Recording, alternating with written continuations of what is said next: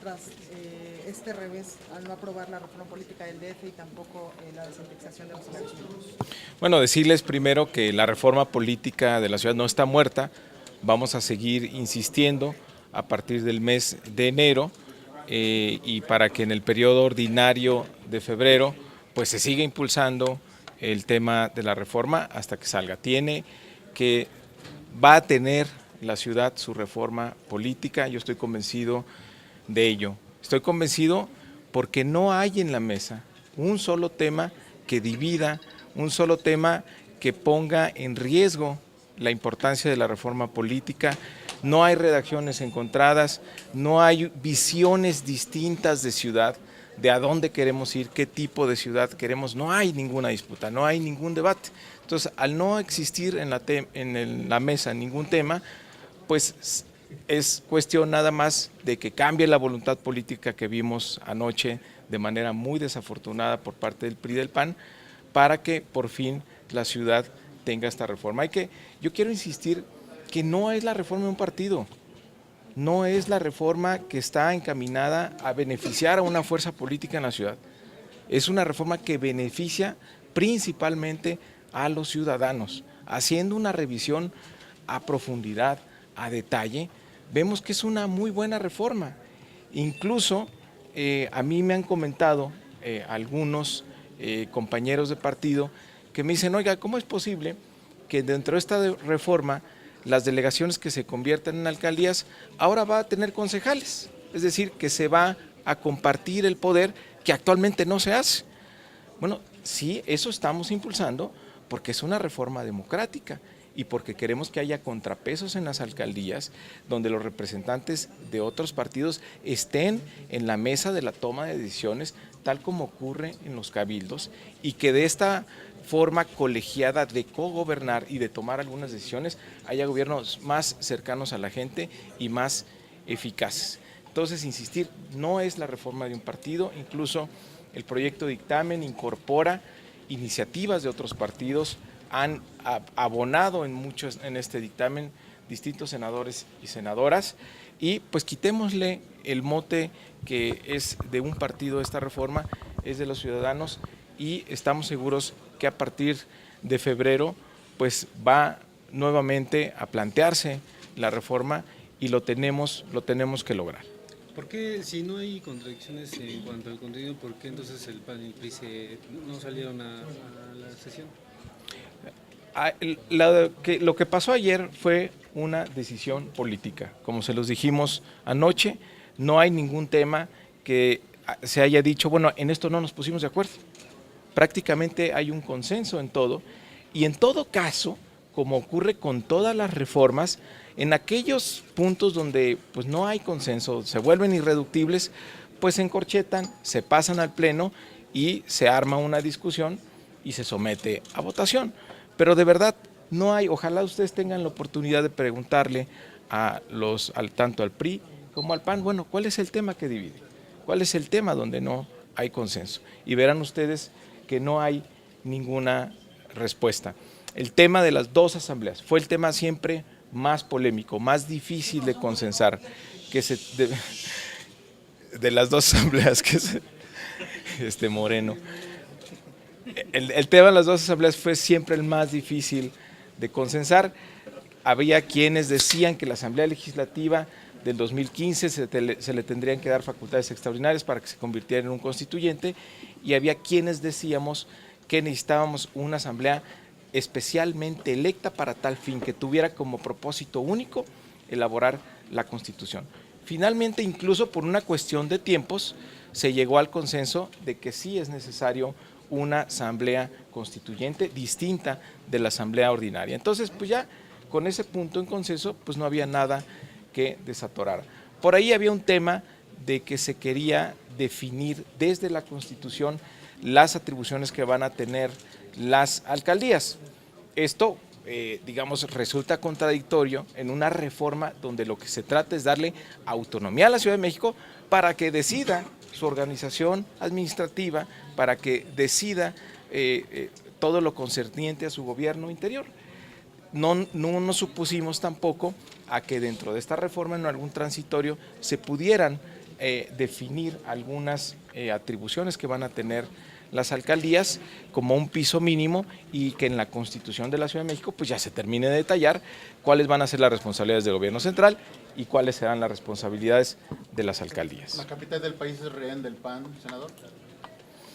Pues yo no lo pondría así, yo creo que lo de anoche es un cálculo político, es una decisión que toman finalmente el PRI y el PAN, pero lo que sí veo es a una ciudadanía más alerta, más pendiente de lo que pasa con este tema, y yo estoy seguro que estos partidos pues, van a valorar esa pues, vigilancia que están teniendo los capitalinos, de que ya los partidos accedan, maduren y acepten, tengan la visión de darle a la Ciudad de México la reforma que necesita. Le tomo la duda entonces de otra manera, senador, nada más con todo respeto, entonces, ¿hasta cuándo va, en este caso el Senado, a dejar de ser rehén o dejarse chantajear por Acción Nacional en temas concretos? Mira, a nosotros no nos han chantajeado en absolutamente ningún tema. Creo que ellos tienen que dar la cara a la ciudadanía y explicar por qué no hay reforma política si no hay un tema de fondo que nos divida. Senador, ¿cuál es el...? Al parecer, el jefe de gobierno está meciendo la zona del PRI. ¿Qué nos puede decir de esto? No, el jefe de gobierno ha estado dándole seguimiento puntual a cómo iba la negociación aquí en el Senado, informándose todo el tiempo. Él presentó una iniciativa que nosotros apoyamos como grupo parlamentario, que fue la base de la discusión de esta reforma. Senador, se habla de cálculo político, pero ¿qué hay detrás de este cálculo político? ¿Qué buscan con este cálculo político? ¿De qué se trata este cálculo político? Mira, pues es lo que no entendemos. A nosotros nos resulta incomprensible, porque si la diferencia partiera de dos visiones de ciudad, de dos proyectos distintos, de dos ideas diferentes, de redacciones opuestas, pues entonces sí tendríamos un debate muy rico, decir, bueno, es que el PRI o el PAN proponen que la ciudad vaya sobre este camino y nosotros la izquierda estamos proponiendo esto.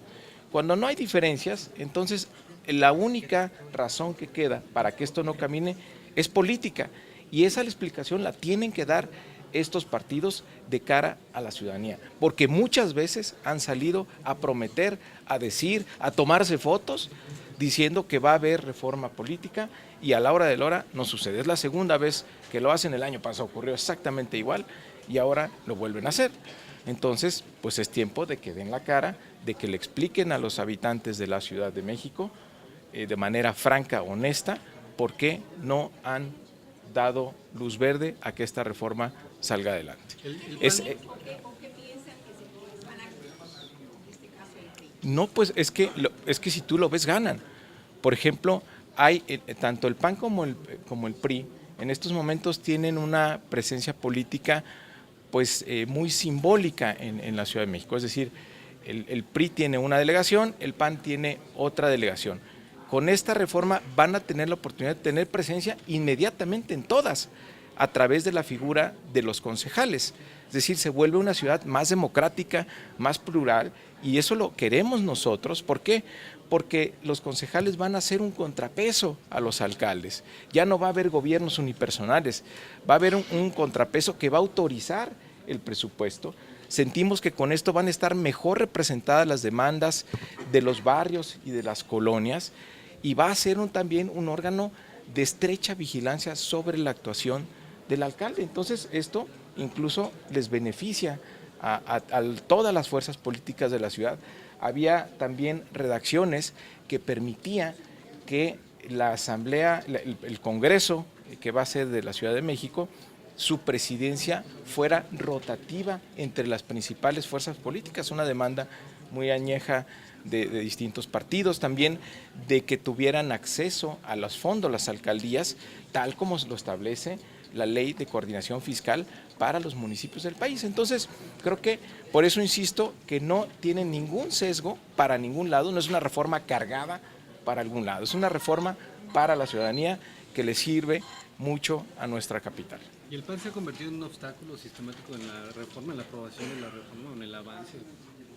Pues anoche se convirtieron en un obstáculo junto con el PRI, porque estando la mesa puesta, decidieron levantarse de último momento. Ahora sí que nos dejaron vestidos y alborotados. Pero eso sí, la reforma política no está muerta y vamos a seguir insistiendo a partir de febrero. Oiga, también quisiera decirles otra cosa. Miren, no se aprobó ayer tampoco la desindexación del salario mínimo. Esto me parece grave porque ayer mismo también el precio del petróleo llegó a $50 por barril. Es decir, la brecha que se está abriendo entre el cálculo del presupuesto de egresos en $79 y lo que vamos a tener en realidad hace que se genere una gran duda, no solo en el Senado, sino también en los mercados, de que se vayan a poder cumplir las metas de finanzas públicas para el año que entra. Y a mí me preocupa que estando la economía como está, en un estancamiento tan profundo, donde tenemos cifras récord de hacia la baja de ventas al menudeo, cifras que reporta la ANTAD muy bajas en los últimos 4 años, estando el consumo tan deprimido, no se tome la decisión de ir hacia adelante en desindexar el salario mínimo para que la siguiente semana en su reunión la Comisión de Salarios Mínimos pudiera autorizar un incremento por encima de la inflación. Estamos pidiendo que sea por lo menos 5 puntos por encima de la inflación para recuperar nada más lo que se perdió en este año. Si no aumentamos el dinero, si no aumentamos el salario para que llegue más dinero a la gente, no se va a levantar la economía. Y se cruza con un año que ya vemos muy difícil, con el tipo de cambio por encima de 15, por el precio del dólar a $50 por barril, con la amenaza de la Fed de subir la tasa de interés y provocar una salida de capitales, y en lugar de voltear hacia proponer una estrategia para fortalecer el mercado interno a través de darle más dinero a las familias vía el salario mínimo, pues se decide también dar un paso atrás. También quisiera decir que sin importar que no se haya aprobado la unidad de medida, la unidad de cuenta que se venía en esta ley, la Comisión de Salarios Mínimos no tiene pretexto para no incrementar por encima de la inflación el salario mínimo en nuestro país. Quitémonos de una vez de la cabeza estos mitos de que esto provocaría una espiral inflacionaria. No ocurriría, hay diversos estudios que lo demuestran y creo que no podemos esperar a que se apruebe la unidad de medida. Creo que podemos ir directamente como una medida extraordinaria a regresarle a los trabajadores el poder adquisitivo que se perdió en este 2014, que es de 5 puntos, como una medida para reactivar el mercado interno. ¿Estos 5 puntos serían los que deberían de elevarse? Debería elevarse por encima de la inflación estimada para el año que entra, dado que nada más en este año se perdió un 5% del poder adquisitivo. ¿Por qué es un mito, senador? ¿Cuánto sería entonces? Si tienes la inflación esperada entre 3 y 4 para el año que entra, tendría que ser por lo menos entre 8 y 9%. ¿Por qué es un mito, senador? Pues hay que sacar la cuenta sobre el salario mínimo. Así es. ¿Por qué es un mito? Se comentó. Gracias. Bueno, es un mito porque hay estudios que demuestran que el salario es tan bajo en México, está tan precarizado, que no provocaría una espiral inflacionaria con un aumento en el consumo. Ojalá de verdad este aumento provocara una reactivación de la demanda agregada. Creemos que cuando menos va a restituir el poder adquisitivo que se perdió en este año y puede ayudar a reactivar el consumo interno. Gracias a ustedes.